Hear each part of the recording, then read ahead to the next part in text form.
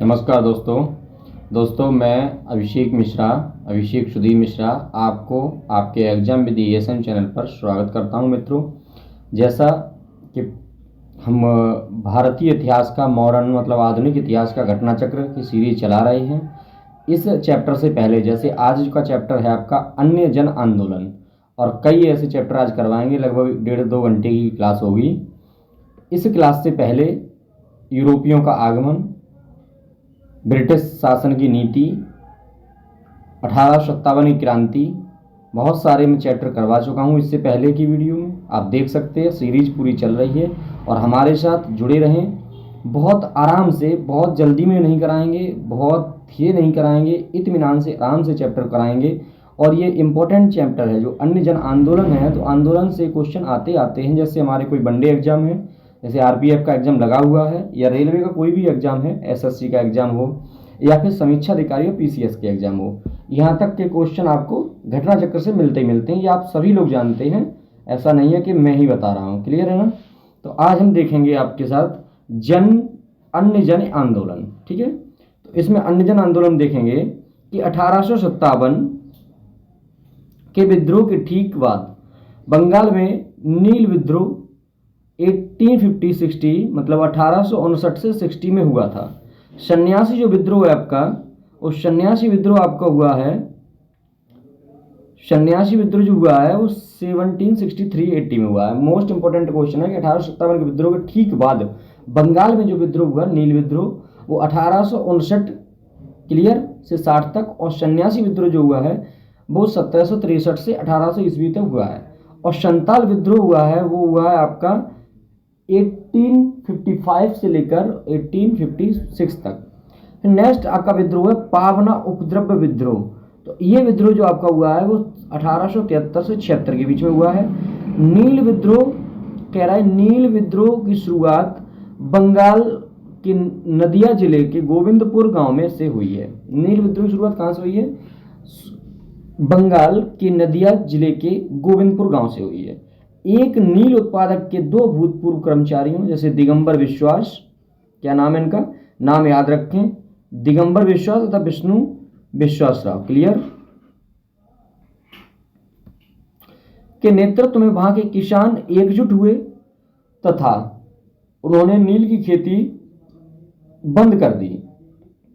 1860 ईस्वी तक नील आंदोलन नदिया, पावना, खुलना, ढाका, मालदा, दीनाजपुर, देखो इस पे अंडरलाइन करते जा रहे हैं। जो अंडरलाइन कर रहे हैं वो मोस्ट इंपोर्टेंट होने के चांस रहते हैं। क्लियर?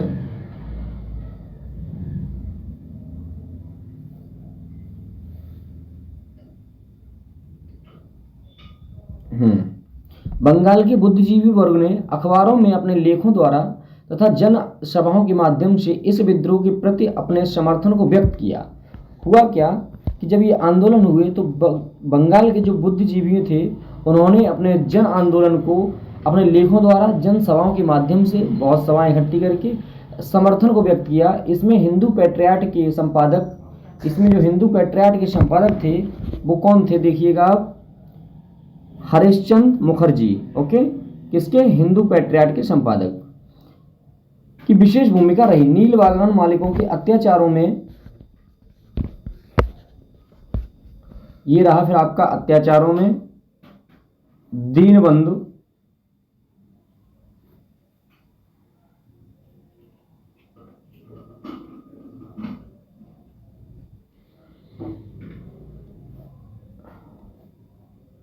दीनबंधु मित्र ने अपने नाटक नील दर्पण में किया।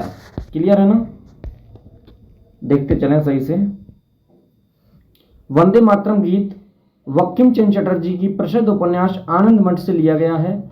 इस उपन्यास का कथानक जो है वो कथानक सन्यासी विद्रोह पर आधारित है। 1896 में कांग्रेस कलकत्ता अधिवेशन में वंदे मातरम पहली बार गाया गया था। वंदे मातरम 1896 में कांग्रेस के कलकत्ता अधिवेशन में पहली बार गाया गया। अंग्रेजी प्रभुसत्ता का सबसे सुनियोजित तथा गंभीर चुनौती भावी आंदोलन से मिला है। क्लियर? जो 19वीं शताब्दी के चौथे दशक के 7वें दशक तक चलता रहा। रायबरेली के सैयद अहमद बरेलवी भारत में इस आंदोलन के प्रवर्तक थे और अरब के अब्दुल वहाब से प्रभावित हुए। अधिक प्रभाव दिल्ली के एक संत थे साहब वलीउल्लाह खां का है। क्लियर है ना। सैयद अहमद बरेलवी के प्रयत्नों से इस आंदोलन की विचारधारा शीघ्र ही काबुल, उत्तर पश्चिमी सीमा प्रांत, बंगाल, बिहार और मध्य प्रांत आदि में फैल गई। कुछ समय के बाद, कहाँ लिखा है कुछ समय, तो कुछ समय के बाद आप देख रहे हैं ना। कुछ समय के लिए इन्होंने 1830 पेशावर पर कब्जा कर लिया और अपने नाम के सिक्के डलवाए, किंतु अगले ही वर्ष वह बालाकोट की लड़ाई में मारे गए। सैयद अहमद बरेलवी की मृत्यु के बाद पटना इस आंदोलन का केंद्र बन गया। क्लियर है ना। इस अवधि में आंदोलन का नेतृत्व मौलवी कासिम विलायत अली, इनायत अली, अहमदुल्लाह आदि ने किया। पटना के अतिरिक्त हैदराबाद, मद्रास, संयुक्त राष्ट्र या संयुक्त प्रांत तथा मुंबई में इसी आंदोलन का शाखाएं खोली गई। अब आते हैं, हम देखते हैं क्या कूका आंदोलन को देखते हैं। क्लियर है ना। किसे देखेंगे हम, कूका आंदोलन को। तो कूका आंदोलन कहाँ है दोस्तों,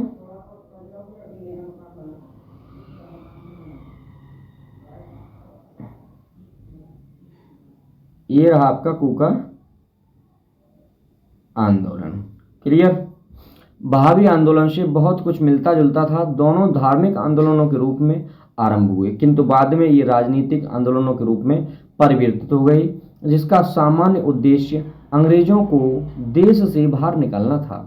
कूका आंदोलन का उद्देश्य क्या था, अंग्रेजों को देश से बाहर निकालना था। आप याद रखें सभी दोस्त, क्योंकि ये लाइन इंपॉर्टेंट है। कथन और कारण के रूप में ऐसी लाइन्स आने की संभावना रहती हैं। क्लियर। उद्देश्य क्या था, तो उद्देश्य ये था, पश्चिमी पंजाब में कूका आंदोलन की शुरुआत होती है। क्लियर है ना।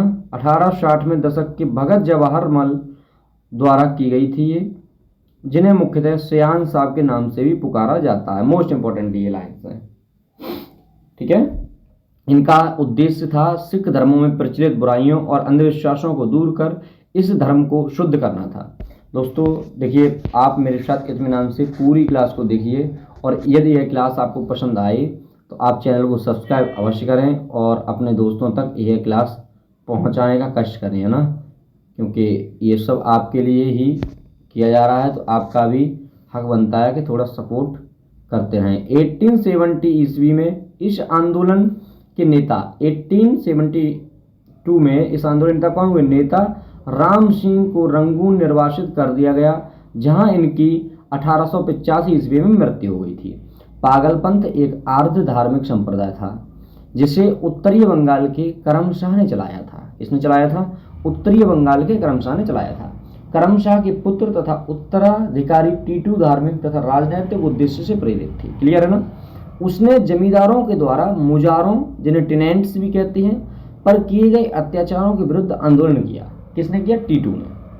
1825 ईस्वी में 1825 ईस्वी में टीटू ने शेरपुर पर अधिकार कर लिया और राजा बन बैठा। वह इतना शक्तिशाली हो गया कि स्वतंत्र सत्ता का प्रयोग करने लगा और प्रशासन को चलाने के लिए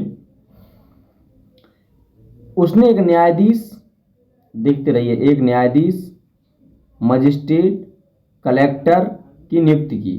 फिर देखिए, फराजी लोग बंगाल के फरीदपुर के हाजी शरीयतुल्लाह द्वारा चलाए गए संप्रदाय के अनुयायी थे। ये लोग अनेक धार्मिक, सामाजिक तथा राजनीतिक आमूल परिवर्तनों का प्रतिपादन करते थे।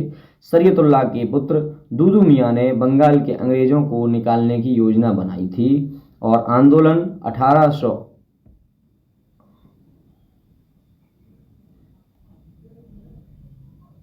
ये आंदोलन जो आपका है वो 1862 ईस्वी में तक चलता रहा।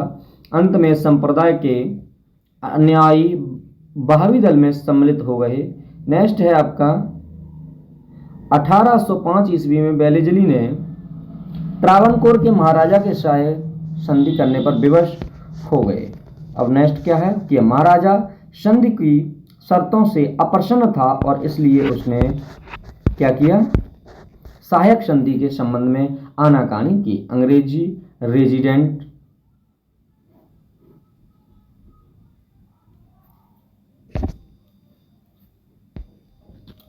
अंग्रेजी रेजिडेंट का व्यवहार भी बहुत धृष्टतापूर्ण था, जिसके फलस्वरूप दीवान बेलू थम्पी ने विद्रोह करा, जिसमें नायर बटालियन ने उसका समर्थन भी किया था। समर्थन किसने किया, क्वेश्चन आता है, तो नायर बटालियन ने उसका समर्थन किया।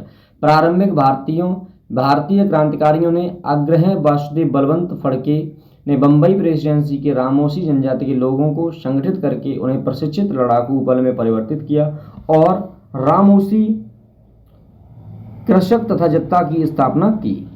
गडकरी लोग मराठों के किलों में काम करने वाले उनके वंशानुगत कर्मचारी थे। उन्होंने मनमाने ढंग से भू राजस्व की वसूली मराठा सेना से उन्हें सेवा मुक्त किया या किए जाने पर उनकी जमीनों को माल्टादारों की देखरेख के अधीन कर दी।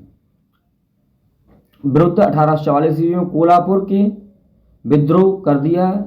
खोंद जनजाति के लोग तमिलनाडु से लेकर बंगाल और मध्य भारत तक फैले विस्तृत पहाड़ी क्षेत्रों में रहते थे और पहाड़ी क्षेत्र होने के कारण वे वस्तुतः स्वतंत्र थे।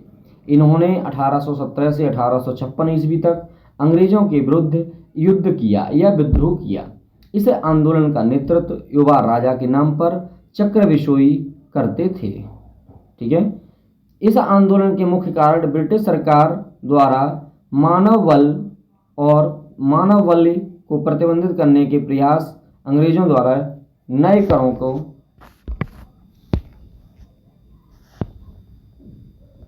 आरोपण और अनेक क्षेत्रों में जमींदारों तथा साहूकारों से प्रवेश संबंधित थे, जिनके कारण आदिवासियों को अनेक कष्टों का सामना करना पड़ा।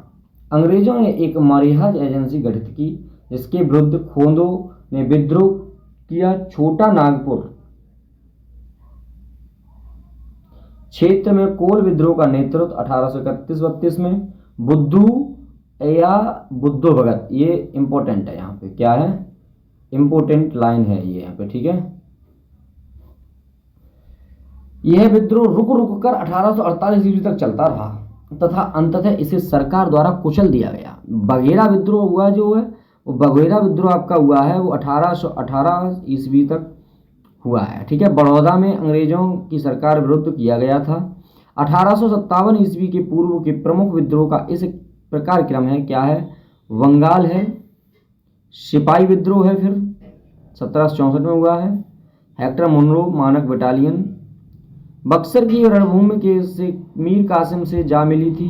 वेल्लोर का सिपाही विद्रोह जो हुआ है वो आपका हुआ है ये 1806 में, और नेक्स्ट है कच्छ का विद्रोह, ये हुआ है 1829 से 31 में। क्लियर। संताल विद्रोह जो आपका हुआ है वो 1856 से 55 से 56, और कोल विद्रोह हुआ है वो आपका 1831 से 32। ये सारे आपके विद्रोह हुए हैं। अब नेक्स्ट पॉइंट देखने की कोशिश करते हैं अपने लोग। ठीक है, आप बहुत अच्छे तरीके से देखते रहिए। नेक्स्ट क्या है, 1855-56 ईस्वी का संताल विद्रोह का एक प्रसिद्ध आदिवासी विद्रोह था, जिसमें मूलभूत आदिवासी आवेग और ब्रिटिश शासन के पूर्ण तिरस्कार जैसी भावनाएं देखने को मिलती हैं। भागलपुर से राजमहल के बीच का क्षेत्र, जो कि दामन ए कोह के नाम से जाना जाता है। फिर विद्रोह मूलतः आर्थिक कारणों से हुआ था। साहूकारों तथा औपनिवेशिक प्रशासक दोनों ही उनका शोषण करते थे। दिकुओं एवं व्यापारी ने संथालों द्वारा लिए गए ऋण पर 50 से लेकर 500% ब्याज वसूल किया था। क्लियर है ना। तो नेक्स्ट है आपका, इस विद्रोह के नेता सीधो कानू चांद एवं भैरव थे। इस विद्रोह के नेता कौन थे, सीधो कानू चांद एवं भैरव। देखिए ये रहा सीधो कानू चांद भैरव। क्लियर। सीधो कानू चांद एवं भैरव। नामक 4 भाई थे ये, ठीक है। तो क्या है, शीदो ने अधिकारियों से कहा था कि मुझे ठाकुर जी ने मुझे आदेश देते समय कहा कि यह देश साहबों का नहीं है, ठाकुर जी खुद हमारी तरफ से लड़ेंगे, इस तरह आप साहब लोग और सिपाही लोग खुद ठाकुर जी से लड़ोगे।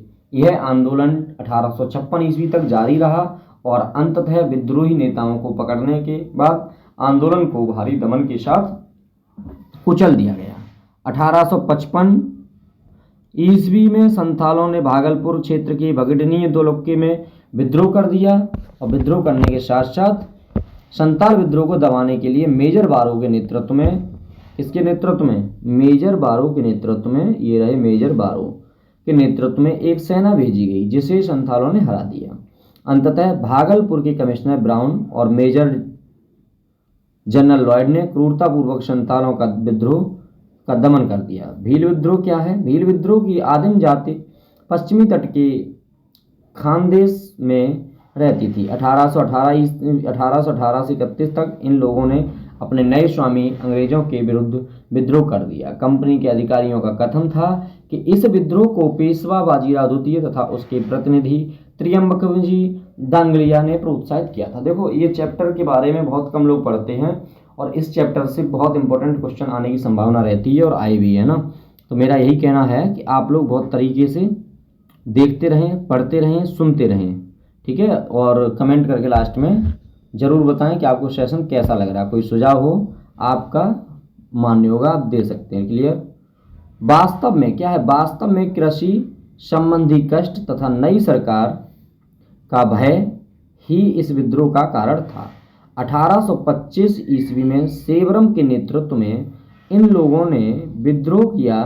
ब्रिटिश सेना काफ़ी प्रयास के बाद इस विद्रोह में कुछ, रंपा विद्रोह देखिए क्या है, रंपा विद्रोह कहाँ है, कहाँ हुआ है रंपा विद्रोह, क्वेश्चन आता ना, आंध्र प्रदेश के गोदावरी जिले के उत्तर में रंपा पहाड़ी क्षेत्र में हुआ था। ये आदिवासियों का यह विद्रोह साहूकारों के शोषण और वन कानूनों के विरुद्ध हुआ। 1920 ईस्वी के उत्तरार्ध में सुरजी भगत एवं गोविंद गुरु नामक समाज सुधारकों ने राजस्थान की मेवाड़, डूंगरपुर, बांसवाड़ा, प्रतापगढ़, सिरोही, पाली इत्यादि रियासतों से किया गया भील जनजाति सामाजिक सुधारों के प्रयास किए गए। गोविंद संताल परगना था। खैरवार आदिवासी, ये देखो कहाँ पे है, नज़र रखे हो ना आप जरूर से नज़र रखें। कोई प्रॉब्लम हो तो हमें कमेंट करके ज़रूर बताएं, नेक्स्ट वीडियो में सुधारने की कोशिश करूँगा। पॉइंट है, खैरवार आदिवासी आंदोलन भागीरथ माझी के नेतृत्व में 1874 ईस्वी में हुआ था। संबलपुर की गद्दी के दावेदार सुरेंद्र साई ने यह ब्रिटिश विरोधी आंदोलन का नेतृत्व किया था। याद रहे, संबलपुर जो है, संबलपुर की गद्दी के दावेदार सुरेंद्र साई ने यहाँ ब्रिटिश विरोधी आंदोलन का नेतृत्व किया। 1862 ईस्वी में उसने आत्मसमर्पण भी किया है। मोपला विद्रोह के केरल के मालाबार क्षेत्र में 1921 ईस्वी में हुआ था। यहाँ पर काश्तकार अधिकतर बटाईदार मुसलमान थे, जमींदार हिंदू अधिकारी थे। आंदोलन जमींदारों के शोषण हुआ। और अहोम विद्रोह देखिए मोस्ट इंपॉर्टेंट भाई साहब, 1828 में प्रारंभ हुआ था। क्लियर है ना। नेता गोमदुर थे। ताना भगत आंदोलन का प्रारंभ उरांव के आदिवासियों द्वारा 1914 में हुआ था। क्लियर है ना। अब देखते हैं महात्मा गांधी। महात्मा गांधी और उनके विचारधारा से प्रभावित होने वाले जनजातीय नेता जनोदोरंग थे। वे मणिपुर के नागा जनजातियों से स्वतंत्रता सेनानी भी थे, है ना। अब देखते हैं प्रश्न कोश, कहाँ पे है प्रश्न कोश भाई, ये आ गए प्रश्न कोश। तो यहाँ पे आप ध्यान से थोड़ा देखें। 1857, चलिए कलर चेंज कर लें, कौन सा कलर लें भाई बताओ, जल्दी से बताओ। कलर ले लिया हमने यू वाला, ओके। तो 1857 के विद्रोह के ठीक बाद, 1857 के विद्रोह के ठीक बाद बंगाल में निम्नलिखित में से कौन सा विप्लव हुआ, कौन सा विद्रोह हुआ? तो नील उपविद्रोह, ठीक है, नील उपद्रव। क्या है? 1857 के विद्रोह के ठीक बाद बंगाल में नील विद्रोह 1859 से 60 ईस्वी तक सन्यासी सन्यासी विद्रोह के 1763 से 1800 ईस्वी, संताल विद्रोह 1855-56 से, पावना विद्रोह हुआ है आपका 1873-74 में। इतना यहाँ इंपॉर्टेंट था। क्लियर है ना। अब नेक्स्ट क्वेश्चन देखते हैं। तो नेक्स्ट क्वेश्चन है आपका नील विद्रोह, एक सॉरी गलत लग गया है, तो ये हमें रफ करना पड़ेगा, है ना। तो रफ कर दीजिए। अब एक पेन फिर ले लें, ठीक है। अब चलते हैं। नील कृषकों की दुर्दशा पर लिखी गई पुस्तक नील दर्पण के लेखक कौन थे? तो नील दर्पण के लेखक कौन थे? तो ये थे दीनबंधु मित्र थे। क्लियर। नेक्स्ट है प्रसिद्ध नाटक नील दर्पण, जिसमें इंडिगो की खेती करने वाले किसानों के दमन का चित्रण किया गया। इसकी रचना किसने की थी? तो इसकी रचना की है दीनबंधु मित्र ने की है। क्लियर है ना। अब नेक्स्ट देखते हैं क्वेश्चन, और नेक्स्ट क्वेश्चन है आपका 4 नंबर है, नील दर्पण नाटक का लेखक कौन था? तो नील दर्पण नाटक का लेखक देखो दीनबंधु मित्र थे। 5 नंबर क्वेश्चन बोल रहा है कि निम्नलिखित में से किस कारण भारत में 20वीं सदी के आरंभ में नील खेती का ह्रास हुआ? किस कारण हुआ था? तो इसका ऑप्शन होगा बी। क्या बोला है? नई खोजों के कारण विश्व बाजार में इसका अलाभ कर होने लगा। ठीक है। अब नेक्स्ट क्वेश्चन क्या है आपका? 5 हो गया। 6 क्वेश्चन क्या है देखिए।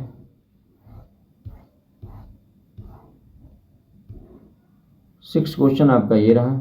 तो वंदे मातरम गीत किसने लिखा है? तो वंदे मातरम गीत बंकिम चंद्र चटर्जी ने लिखा है। 7 नंबर क्वेश्चन है, आनंद मठ उपन्यास की कथा वस्तु आधारित है भैया। तो आनंद मठ जो है वो है सन्यासी विद्रोह पर। क्लियर है ना। ये रहा आंसर आपका। और 8 नंबर क्वेश्चन है, 8 नंबर क्वेश्चन बोला है निम्नलिखित विद्रोह में से किसको बंकिम चंद्र चटर्जी ने अपने उपन्यास आनंद मठ में उल्लेख करके प्रसिद्ध किया है? तो ये है सन्यासी विद्रोह। क्लियर है ना।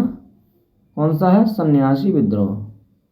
नेक्स्ट है 9 नंबर क्वेश्चन, और 9 नंबर क्वेश्चन आपसे बोल रहा है निम्नलिखित में से किसने अपने कृतियों द्वारा सन्यासी विद्रोह को ख्याति प्रदान की है? तो बताइए आंसर क्या है इसका? इसका आंसर होगा बंकिम चंद्र चटर्जी। 10 नंबर क्वेश्चन है आपका, बंकिम चंद्र चटर्जी के प्रसिद्ध उपन्यास आनंद मठ का कथानक आधारित है। तो यह है बेटा सन्यासी विद्रोह। ठीक है। सभी में तो बहुत अच्छे से देखें, कंप्लीटली वीडियो को देखें, बहुत अच्छे क्वेश्चन हो रहे हैं। देखिए पावना विद्रोह हुआ है 1873 से 76 में। ये मोस्ट इंपॉर्टेंट है, यहाँ अंडरलाइन करना चाहूँगा और यहाँ लिखना भी चाहूँगा, मोस्ट इम्पॉर्टेंट। आप नोट कर लिया करें ऐसे पॉइंट। पावना विद्रोह 1873 से 76। दक्कन विद्रोह जो हुआ है आपका, ये हुआ है आपका 1875 में। सन्यासी विद्रोह जो आपका हुआ है वो 1863 से 1763 है। कोल विद्रोह जो आपका हुआ है वो कोल विद्रोह आपका हुआ है 1831 से 32 ईस्वी तक। क्लियर है। 12 नंबर क्वेश्चन देखो अब, मुंगेर के बरहिया ताल विरोध का उद्देश्य क्या था? तो बताइए क्या था? तो था इसमें बकास्त भूमि की वापसी की मांग। 30 नंबर देखो, 19वीं शताब्दी के दौरान होने वाले भावी आंदोलन का मुख्य केंद्र था। तो इसका था पटना। ठीक है। भावी आंदोलन का मुख्य जो केंद्र था वो पटना था। नेक्स्ट क्वेश्चन है आपका 14, कूका आंदोलन को किसने संगठित किया था? तो कूका आंदोलन को गुरु राम सिंह ने संगठित किया था। नेक्स्ट क्वेश्चन है, कूका आंदोलन की नींव पड़ी थी? कूका आंदोलन की नींव पड़ी थी पंजाब में। क्लियर। फिर नेक्स्ट क्वेश्चन है 16 नंबर क्वेश्चन है, पागलपंथी विद्रोह वस्तुतः एक विद्रोह था। तो ये था गारों का। ठीक है, गारो जनजातियों का विद्रोह था ये। 17 है, पागलपंथ की स्थापना किसने की? तो पागलपंथ की स्थापना की है करम शाह ने। 18 नंबर क्वेश्चन है, निम्नलिखित में से फराजी विद्रोह का नेता कौन था? तो फराजी विद्रोह का नेता दादू मियाँ था। फराजी कौन थे? तो फराजी थे हाजी शरीयतुल्लाह के अनुयायी। क्वेश्चन नंबर 20 देखते हैं अब हम। तो क्वेश्चन नंबर 20 बोल रहा है, बेलूथम्पी ने अंग्रेजों के विरुद्ध आंदोलन का नेतृत्व किया था केरल में। आप मस्ती से देखते रहिए। ठीक है। बहुत ज़बरदस्त तरीके से कहते हैं ना कि सफलता एक दिन में नहीं मिलती है, लेकिन एक दिन जरूर मिलती है यदि पर डे तरीके से आप देखेंगे। और मैं ये आपसे आज वादा करता हूँ कि आपको घटना चक्र की 1 से 2 घंटे के बीच में वीडियो लेक्चर पर डे मिलेगा। ठीक है। अब तक जैसा हुआ तो उसके लिए चाहे तो क्षमा कर दीजिए, चाहे मैं खुद ही सॉरी आपसे बोल रहा हूँ, लेकिन नेक्स्ट आने वाले समय में पर डे आपको क्लास मिलेगी घटना चक्र के वीडियो से संबंधित, और जल्दी ही इसे हिस्ट्री का घटना चक्र कंप्लीट करा दूंगा। तो ये क्या है, बेलूथम्पी, ये रहा आपका बेलूथम्पी ने अंग्रेजों के विरुद्ध आंदोलन का नेतृत्व किया था। तो किसमें किया था, केरल में किया था। क्लियर। नेक्स्ट क्वेश्चन है आपका 21, महाराष्ट्र में रामोसी कृषक जत्था किसने स्थापित किया था। तो ये वासुदेव बलवंत फड़के ने। क्लियर। 22 है, रामोसी विद्रोह सही रूप में किस भौगोलिक इलाके में हुआ था। तो ये हुआ है पश्चिमी घाट में रामोसी विद्रोह। निम्नलिखित में से कौन सा स्थान गडकरी विद्रोह का केंद्र था। तो कोल्हापुर गडकरी विद्रोह का केंद्र था ना। अब 24 क्वेश्चन देखिए, मानव बल प्रथा का निषेध करने के कारण अंग्रेजों के विरुद्ध विद्रोह करने वाला जनजाति का नाम क्या है। तो इसका आंसर हो जाएगा खोंद। 25 देखो, कोल विद्रोह 1831 से 32 का नेतृत्व किसने किया है। तो बुद्धू भगत ने किया है। 26 देखो, 1831 ईस्वी में बुद्धू भगत के नेतृत्व में कोल विद्रोह किस क्षेत्र में हुआ था। तो ये हुआ है सिंहभूमि में। क्लियर। अब 27 नंबर क्वेश्चन होगा। 27 नंबर क्वेश्चन है, बघेरा विद्रोह कहाँ हुआ था। यह बड़ौदा में हुआ था। नेक्स्ट क्वेश्चन है, ब्रिटिश औपनिवेशिक व्यवस्था के विरुद्ध 1857 से पूर्व में भारत के विभिन्न भागों में हुए निम्न विद्रोह को सही घटनाक्रम के अनुसार रखें।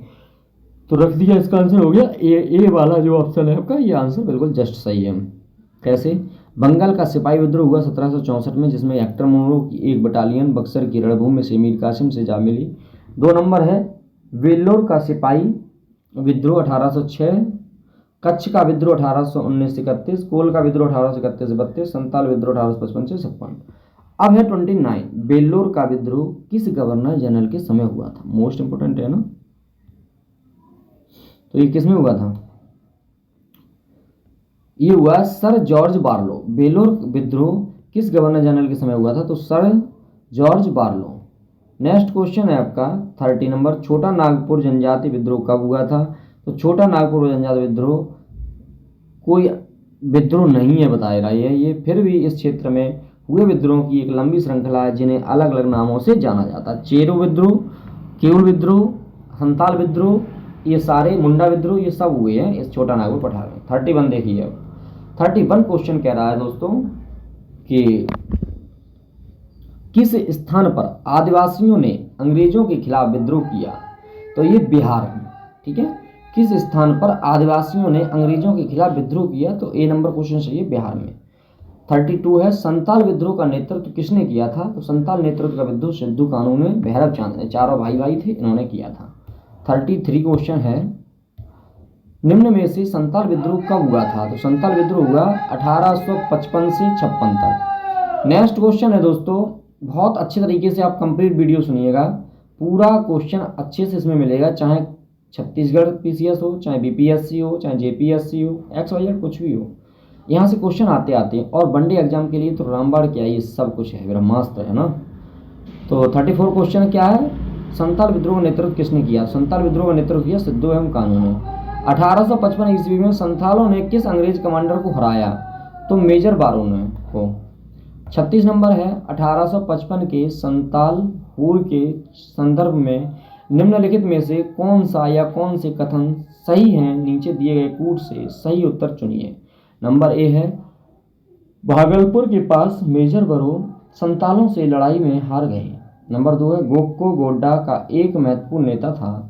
नंबर 3, इस संदर्भ में महाजन टीम दयान राव भी एक महत्वपूर्ण नाम है। नंबर 4 है, एक समय था जब मुजफ्फरपुर के निकट गंगा घाटी के क्षेत्र पर संथालों का पूर्ण वर्चस्व था। तो 1 2 3 सही है, ठीक है, 4 नहीं सही है। तो 37 देखेंगे क्वेश्चन। 37, संताल विद्रोह के शांत हो जाने के बाद औपनिवेशिक शासन द्वारा कौन से उपाय किए गए। तो इसमें उपाय किए गए हैं, संताल परगना नामक राज्य क्षेत्रों का सृजन किया गया, किसी संथाल का गैर संथाल को भूमि अंतरण करना गैर कानूनी हो गया। दोनों क्वेश्चन ये सही है। 38 है, निम्नलिखित में से कौन सी घटना महाराष्ट्र में घटित है। भील विद्रोह महाराष्ट्र में घटी है। बहुत अच्छे क्वेश्चन हो रहे हैं भाई। 39 देखेंगे अब। 39 है, मेवाड़ बंगाल और पास के क्षेत्रों के भीलों के सामाजिक सुधार के लिए लसौड़िया आंदोलन का सूत्रपात किसने किया था? लसौड़िया आंदोलन का, कितना इंपॉर्टेंट है। चलिए इस पे मैं टिक करता हूँ, अंडरलाइन करता हूँ, ठीक है।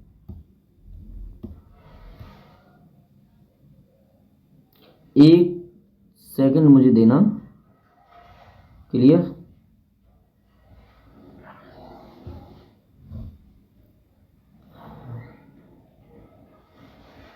लसौड़िया आंदोलन का सूत्रपात किसने किया था?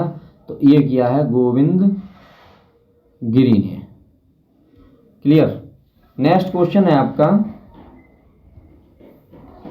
40, उलगुलन विद्रोह किससे जुड़ा था? तो ये जुड़ा था बिरसा मुंडा से।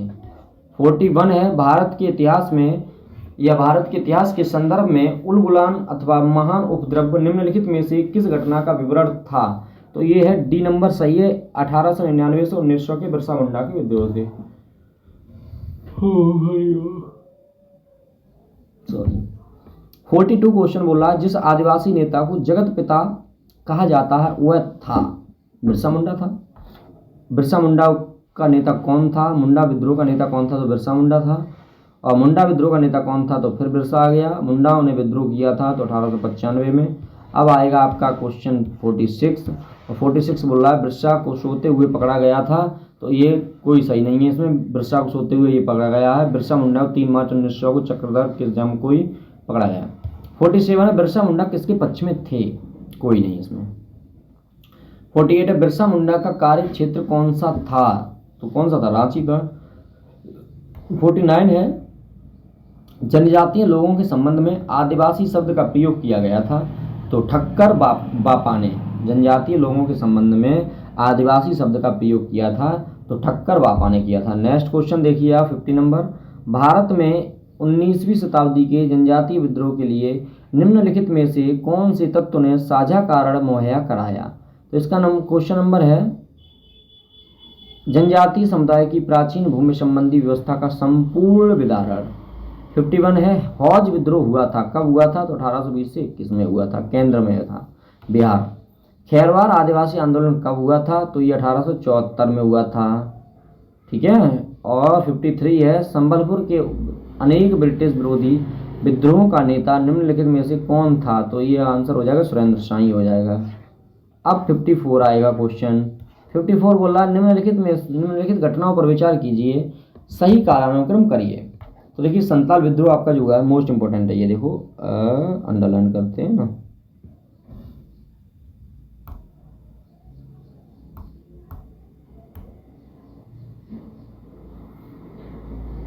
संताल विद्रोह जो है 1855 से 56, सिपाही विद्रोह आपका जो हुआ है 1857, नील विद्रोह जो आपका हुआ है 1859-60, और दक्कन दंगे हुए हैं वो आपके 1875 में हुआ है। नेक्स्ट क्वेश्चन है आपका 1857 के पश्चात निम्नलिखित लोकप्रिय आंदोलन हुए थे? तो संताल विद्रोह, नील विद्रोह, ये 1857 की बात चल रही है। 1857 के बाद कौन से विद्रोह हुए थे बताइए?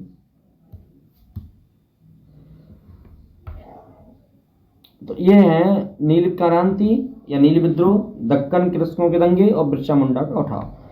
56 क्वेश्चन, मोपला विद्रोह कहाँ से था? एक आंदोलन कहाँ से था? तो ये सब देखिएगा, इसका हो जाएगा पावना विद्रोह, ठीक है। मोपला विद्रोह 1921 केरल में, पावना विद्रोह बंगाल में, और अवध तो अवध बताई है आपको, ठीक है। अब 57 देखते हैं, इसकी डेट कहाँ पे है? तो इसकी डेट ये मिल गई। तेभागा आंदोलन कब हुआ था? 1946 से 47 तक हुआ भाई। मोपला विद्रोह कहाँ हुआ? 1921 में हुआ। पावना विद्रोह किसान विद्रोह कब हुआ? 1873 से 76 में हुआ। और नील विद्रोह जो आपका है ये हुआ 1859 से 60। 58 देख रहे हैं, 58 का क्या है? बंगाल नील विद्रोह 1859 से 60, पावना किसान विद्रोह 1873 से 76, रंपा विद्रोह 1879 से 80, जयंतिया विद्रोह 1860 से 63। क्वेश्चन नंबर है 60, 1921 का मोपला विद्रोह कहाँ हुआ था? तो मोपला विद्रोह हुआ है केरल में। 62 क्वेश्चन है, मोपला आंदोलन 1921 कहाँ हुआ था? तो केरल में, या कहें तो मालाबार में।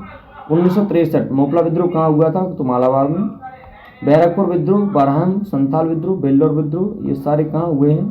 तो इसका 64 में देखो ये दिए हुए, बैरकपुर में विद्रोह 1824 में, बरहामपुर विद्रोह फरवरी में, ये सारे क्वेश्चन दिए हैं। 65 देखिए, 65 में अहोम विद्रोह 1828 में, कोल विद्रोह 1831 से 32 में, और संताल विद्रोह जो आपका हुआ है वो 1855 से 56 में। आप लोग कमेंट जरूर करें, चैनल को सब्सक्राइब करें, कोई भी हमारी न्यू वीडियो आती है तो आप तक पहुंचेगी।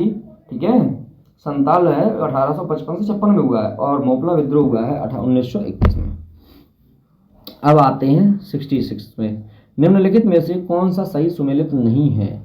तो भैया कोली विद्रोह गुजरात, कूका विद्रोह पंजाब, ये नहीं सही है।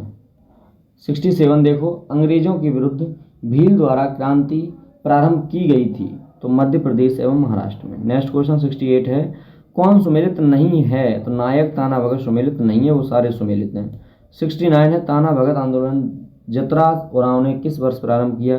तो ये किया 1914 में। नेक्स्ट है आपका, नेक्स्ट क्या है? नेक्स्ट क्वेश्चन है 19वीं सदी के कृषक आंदोलन, उनके संबंध के क्षेत्रों में क्या है? तो कुकी विद्रोह देखो हुआ है उससे 1917 से 19, मणिपुर एवं त्रिपुरा कूका विद्रोह 1840 से 72, पंजाब में पावना विद्रोह 1873-76, बिरसा मुंडा ये हुआ है 71 वाला, ये देखिएगा। अब 72 है, भूमिज विद्रोह का नेता कौन था? भूमिज विद्रोह का नेता गंगा नारायण थे। 73 तेभागा आंदोलन 1946 ईस्वी में बंगाल में आरंभ हुआ, तो ये हुआ था किसान सभा के नेतृत्व में। क्लियर। नेक्स्ट 74 महात्मा गांधी एवं उनके विचारों से प्रभावित होने वाले प्रथम आदिवासी नेता थे, तो ये थे जोड़ानंग। 75 क्वेश्चन है, इनमें से वह प्रथम नेता कौन था जिसने भारत में मजदूर आंदोलन को संगठित किया था? तो ये है आपका NM लोखंडे। अब आते हैं आपके न्यू टॉपिक पर। क्लियर। तो देखिए अब नेक्स्ट टॉपिक क्या है आपका, आधुनिक भारत में शिक्षा का विकास। क्या है? आधुनिक भारत में शिक्षा का विकास। ये इंपॉर्टेंट टॉपिक है, घटना चक्र सारे टॉपिक इंपॉर्टेंट हैं, बहुत अच्छे से डिजाइन किए गए, हम लोगों को जरूर पढ़ना चाहिए ना। तो इसमें देखिए दोस्तों, देखिए अभी तक आपने अगर चैनल को सब्सक्राइब नहीं किया है ना, तो भाई चैनल को अवश्य सब्सक्राइब कर लें। ठीक है। 1780 में वारेन हेस्टिंग्स ने 1780 में वारेन हेस्टिंग्स ने कलकत्ता में मदरसा की स्थापना की थी। कब की है? 1780 में वारेन हेस्टिंग्स ने की है कलकत्ता में मदरसा की स्थापना। इसके प्रथम प्रमुख मौलवी मुइज़ुद्दीन थे। ये क्वेश्चन पूछा लिया जाता है। फारसी मदरसे में फारसी, अरबी और मुस्लिम कानून पढ़ाया जाता था। फारसी, अरबी और मुस्लिम कानून पढ़ाया जाता था। इसके स्नातक ब्रिटिश राज में दुभाषी के रूप में सहायता करते थे। 1791 ईस्वी में बनारस के ब्रिटिश रेजिडेंट जोनाथन डंकन के प्रयत्नों के फलस्वरूप बनारस में एक संस्कृत कॉलेज खोला गया, जिसका उद्देश्य था हिंदुओं के धर्म, साहित्य और कानून का अध्ययन करना। पेरिस की रॉयल एशियाटिक सोसाइटी की सदस्यता माइकल मधुसूदन दत्त को प्रदान की गई थी। क्या थी? पेरिस की रॉयल एशियाटिक सोसाइटी की सदस्यता माइकल मधुसूदन दत्त को प्रदान की गई थी। वारेन हेस्टिंग्स ने चार्ल्स विल्किंस ने भगवत गीता का प्रथम आंग्ल अनुवाद किया, जिसकी प्रस्तावना स्वयं वारेन हेस्टिंग्स ने लिखी थी। Okay. Warren Hastings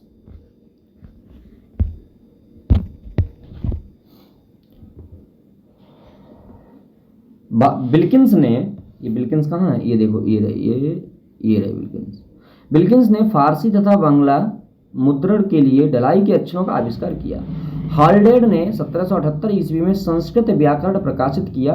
sir William Jones Warren Hastings के समय कलकत्ता उच्चतम न्यायालय के न्यायाधीश नियुक्त हुए।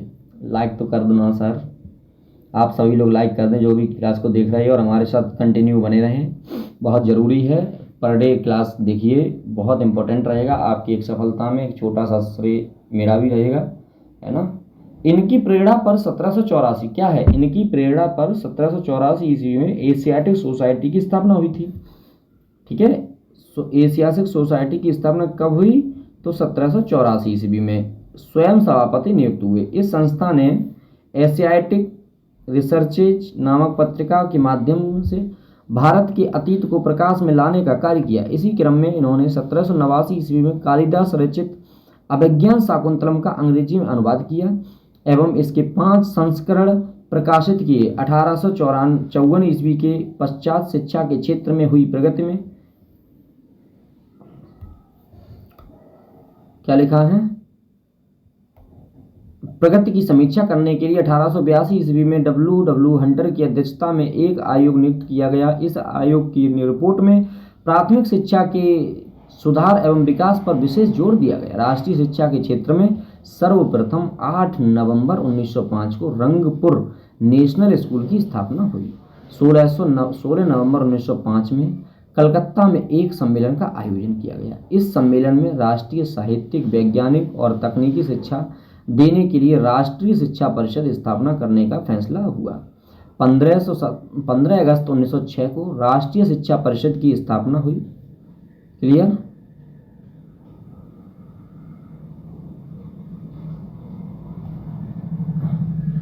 ये देखो, ये यहाँ पे आइए, 1800,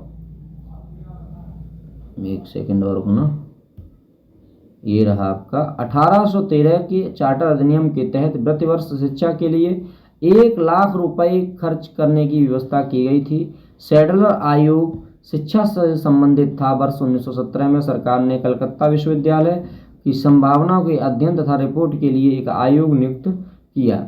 डॉक्टर M.E. सैडलर, जो लीड्स विश्वविद्यालय कुलपति थे, इसके अध्यक्ष नियुक्त किए गए। इस आयोग के सदस्य 2 भारतीय डॉक्टर आशुतोष मुखर्जी और डॉक्टर जियाउद्दीन अहमद भी थे। इस आयोग के कलकत्ता विश्वविद्यालय की शिक्षा अपनी रिपोर्ट देने को कहा गया था। इस आयोग का यह विचार था कि यदि विश्वविद्यालय शिक्षा का सुधार करना है तो माध्यमिक शिक्षा का सुधार आवश्यक है। किसका? सैडलर आयोग का। भारतीय शिक्षा पद्धति में भाषा संबंधी विवाद पर अपना विवरण देने के लिए विलियम वेंटिंग ने अपनी काउंसिल की विधि सदस्य लॉर्ड मैकाले को लोक शिक्षा समिति का प्रमुख नियुक्त किया। मैकाले ने, तभी तो कहते हैं मैकाले वाली शिक्षा, मैकाले ने भारत में शिक्षा हेतु अंग्रेजी भाषा का समर्थन किया। भारत के औपनिवेशिक काल में अधोमुखी निस्यंदन सिद्धांत शिक्षा के क्षेत्र से संबंधित था। इस सिद्धांत का अर्थ था कि शिक्षा समाज के उच्च वर्ग को ही दी जाए। इस वर्ग से क्षण क्षण कर ही शिक्षा का असर जन सामान्य तक पहुंचे। नेक्स्ट टॉपिक है आपका, पॉइंट है नेक्स्ट, भारत में आधुनिक शिक्षा प्रणाली की नींव 1835 ईस्वी की मैकाले की स्मरण पत्र से पड़ी। मैकाले ने भारतीय रीति रिवाजों के लिए अपना तिरस्कार इन शब्दों में व्यक्त किया, यूरोप के एक अच्छे पुस्तकालय की, कितने बदतमीजी से इसने बोला ना, यूरोप के एक पुस्तकालय के अच्छे पुस्तकालय की एक अलमारी का एक कक्ष भारत और अरब की समस्त साहित्य से अधिक मूल्यवान है। मतलब यूरोप को बड़ाई करती है ना, लेकिन इसने अपने भारत की लाइब्रेरियों से, नालंदा जैसी लाइब्रेरियों से परिचित नहीं था भाई। लॉर्ड विलियम बेंटिंग के काल में 17 मार्च,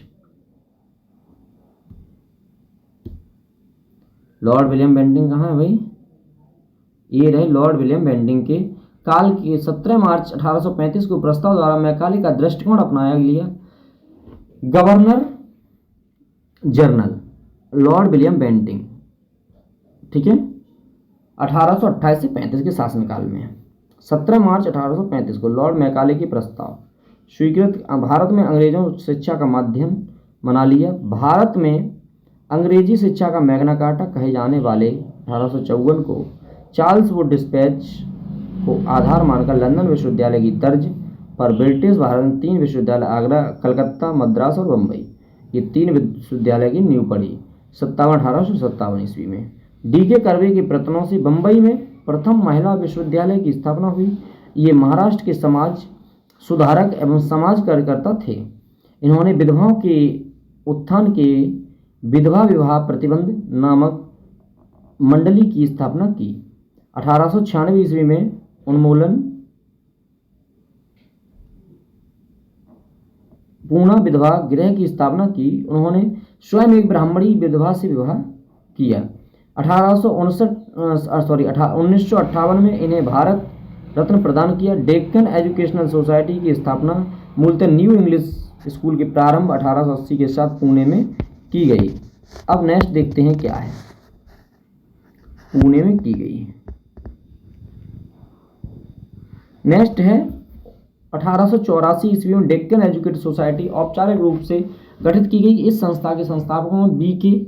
चिपलुंकर, बी.जी. तिलक गोपाल, गणेश आगरकर एवं एम.बी. नामजोशी प्रमुख थे। राजा राममोहन राय आधुनिक शिक्षा के सबसे प्रारंभिक प्रचारकों में से एक थे। 1817 ईस्वी में इन्होंने डेविड हेयर एवं अलेक्जेंडर डफ के साथ मिलकर कलकत्ता में प्रसिद्ध हिंदू कॉलेज की स्थापना की थी। किसने? राजा राममोहन राय ने। किसके साथ मिलकर? तो ये देखिए, आप अंडरलाइन देखिए। अब है ये 1817 ईस्वी में इन्होंने डेविड हेयर एवं अलेक्जेंडर डफ के साथ मिलकर कलकत्ता में प्रसिद्ध हिंदू कॉलेज की स्थापना की। मेयो कॉलेज की स्थापना 1875 में, अजमेर में मुस्लिम एंग्लो ओरिएंटल कॉलेज की स्थापना 1875 में, अलीगढ़ में एवं दिल्ली कॉलेज की स्थापना 1824 में। भारतीय विश्वविद्यालयों में धार्मिक शिक्षा के लिए मदन मोहन मालवीय ने प्रबल रूप से वकालत की थी। इन्होंने वर्ष 1916 में। नेक्स्ट क्या है? बनारस हिंदू विश्वविद्यालय की स्थापना की। किसने? मदन मोहन मालवीय ने। देखते हैं, एक सेकंड रुकना, बस बस बस बस, पेन लेना जरूरी है ना, गड़बड़ कर दोगे भाई तुम लोग। ये लाओ इधर, बनारस हिंदू विश्वविद्यालय की स्थापना हिंदुस्तान इंडियन एसोसिएशन मजानगर। अब क्या है आपका? क्वेश्चन आ गए। अब इस चैप्टर के क्वेश्चन देखेंगे और इस चैप्टर के क्वेश्चन करने के बाद 2 चैप्टर आपके फिनिश हो रही है और बहुत इंपॉर्टेंट ये चैप्टर थे। तो भारत में प्रथम मदरसा कहाँ स्थापित किया था? तो कहाँ स्थापित किया था? तो ये कलकत्ता में। नेक्स्ट है एशियाटिक सोसाइटी ऑफ बंगाल के संस्थापक कौन थे? एशियाटिक सोसाइटी ऑफ बंगाल के संस्थापक कौन थे बच्चा? तो सर विलियम जोन्स थे। नेक्स्ट क्वेश्चन है वाराणसी में प्रथम संस्कृत महाविद्यालय की स्थापना किसने की थी? तो जोनाथन डंकन ने की थी। क्वेश्चन नंबर 4 है कि बंगाल की एशियाटिक सोसाइटी की स्थापना किसकी? बंगाल की एशियाटिक सोसाइटी की स्थापना वारेन हेस्टिंग्स के काल में हुई थी और उसने सर विलियम जोन्स के पक्ष में उक्त विद्वत संस्था की अध्यक्षता का प्रस्ताव अस्वीकार कर दिया था। वारेन हेस्टिंग्स स्वयं एक उद्भट विद्वान तथा प्राच्य विद्या का प्रखर समर्थक था जो संस्कृत, फारसी व अरबी के अध्ययन को प्रोत्साहित करता था। इसका आंसर आपका हो जाएगा ए। दोनों सही है, कथन और व्याख्या भी सही चल रही है। ठीक है, सुन रहे हैं आप? नहीं सुन रहे हैं? रख हौसला, मंजर भी आएगा और मिलने का मजा भी आएगा। ठीक है, देखते रहिए आप लोग। नेक्स्ट क्वेश्चन है आपका 5 नंबर। तो निम्नलिखित में से किसे पेरिस की रॉयल सोसाइटी की सदस्यता प्रदान की गई थी? तो ये है माइकल मधुसूदन दत्त को। माइकल मधुसूदन दत्त पेरिस की रॉयल एशियाटिक सोसाइटी की सदस्यता प्रदान की गई। आप हमें 2 सेकंड दें, थोड़ा पानी से पी लें। ठीक है,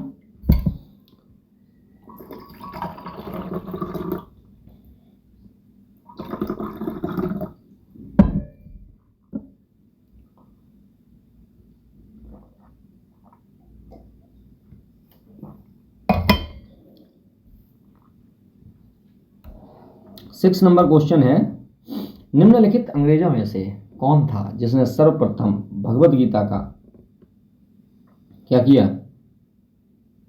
अंग्रेजी में अनुवाद किया। तो बताइए 6 का कौन सा?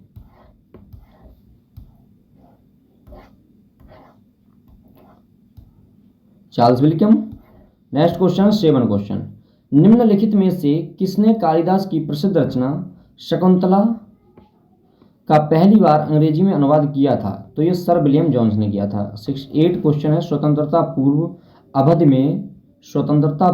अवधि में ब्रिटिश सरकार द्वारा भारत में आधुनिक शिक्षा के प्रसार का मुख्य उद्देश्य था।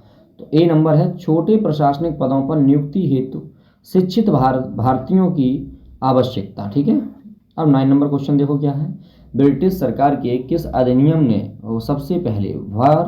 सबसे पहली बार भारत में शिक्षा के लिए 1 लाख रुपए दिए? तो 1813 के एक्ट के अधिनियम में। 10 नंबर क्वेश्चन है वुड डिस्पैच के बारे में। तो इसका हो जाएगा सहायता अनुदान व्यवस्था शुरू की, सही है। विश्वविद्यालय की स्थापना की सिफारिश की गई, बिल्कुल सही है। दोनों सही है, तीसरा नहीं सही है।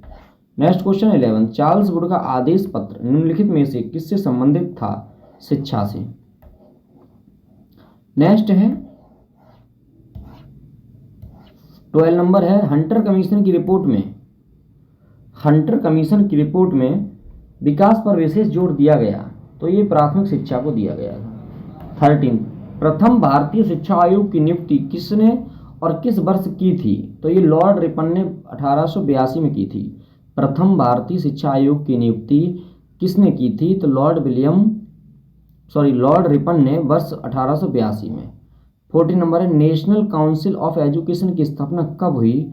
तो ये हुई 15 अगस्त 1906 में। 16 नंबर क्वेश्चन देखिए, शिक्षा में सुधार हेतु ब्रिटिश सरकार ने सैडलर विद्यालय आयोग कब नियुक्त किया था? तो ये 1917 में किया था। नेक्स्ट क्वेश्चन है 1902, 17 नंबर क्वेश्चन है, 1902 में लॉर्ड कर्जन ने 2 भारतीय सदस्यों को सम्मिलित करते हुए एक विश्वविद्यालय आयोग गठित किया, वे कौन थे? तो ये थे सैयद हुसैन बिरगामी और न्यायमूर्ति गुरुदास बनर्जी, मतलब डी क्वेश्चन सही है। 18 नंबर है, लॉर्ड मैकाले संबंधित हैं तो अंग्रेजी शिक्षा से। नेक्स्ट क्वेश्चन है 19 क्वेश्चन क्या बोल रहा है, भारत के औपनिवेशिक काम के अधोमुखी निस्यंदन सिद्धांत किस क्षेत्र से संबंधित था? तो शिक्षा।